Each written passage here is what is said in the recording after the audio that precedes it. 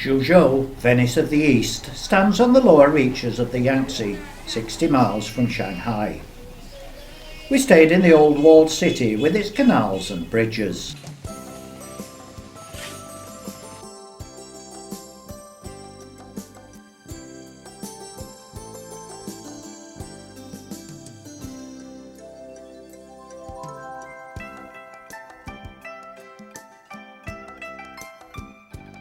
The streets are traffic-free, apart from rickshaws and the odd electric scooter.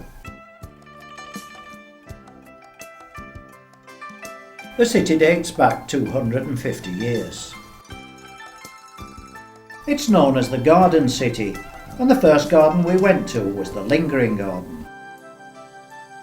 In 1997, the garden, along with other classical gardens in Suzhou, was recorded by UNESCO as a World Heritage Site. It was originally the garden of a private house.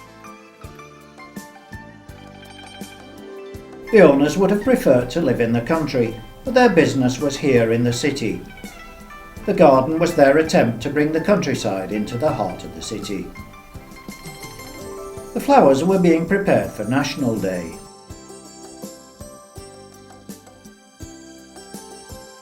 An important part of Chinese gardens is unusually shaped rocks.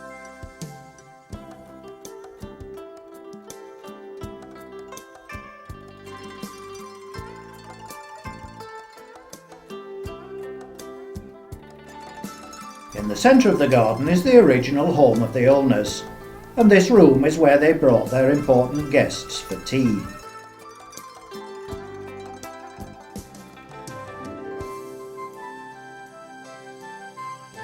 This type of arch is called a moon gate.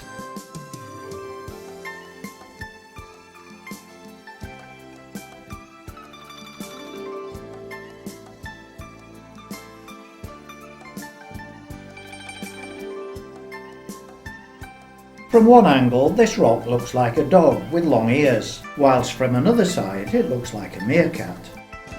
But what about from here?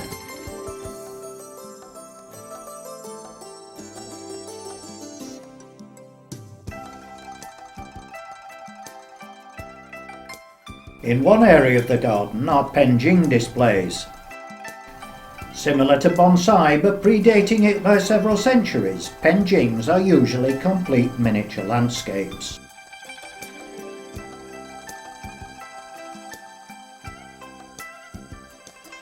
We crossed the Grand Canal, the longest man-made waterway in the world. Started in 600 BC, it stretches the 1200 miles from Beijing to the sea near Shanghai. The nearby West Garden, originally owned by the same family as the Lingering Garden, is now occupied by the Shiyuan Monastery, the largest in Suzhou. On the left is a drum tower, and opposite a bell tower. The drum and bell were used to mark the start and end of the working day. In the grounds is the life-releasing pond. It's believed that for the last 300 years the pool's primary residents, turtles, have been released from captivity and now live amongst the temple's ancient trees and fragrant flora.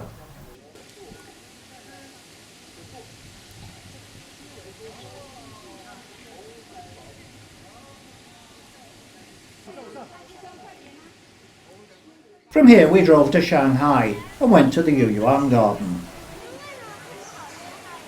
It was built in 1559 and was the largest and most prestigious in its era. During the Opium Wars and various rebellions, as well as the Japanese attacks in 1942, the garden was almost completely destroyed. It was rebuilt between 1956 and 1961, when it was opened to the public. It was declared a national monument in 1982.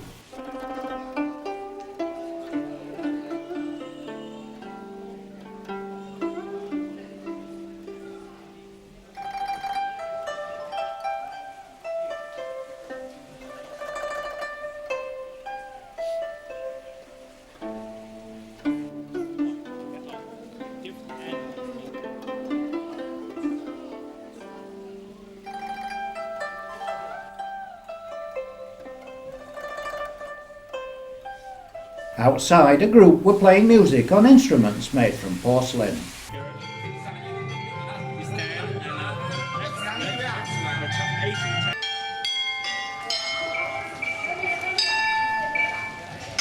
We finished our trip by doing a little shopping in the Yuyuan Bazaar.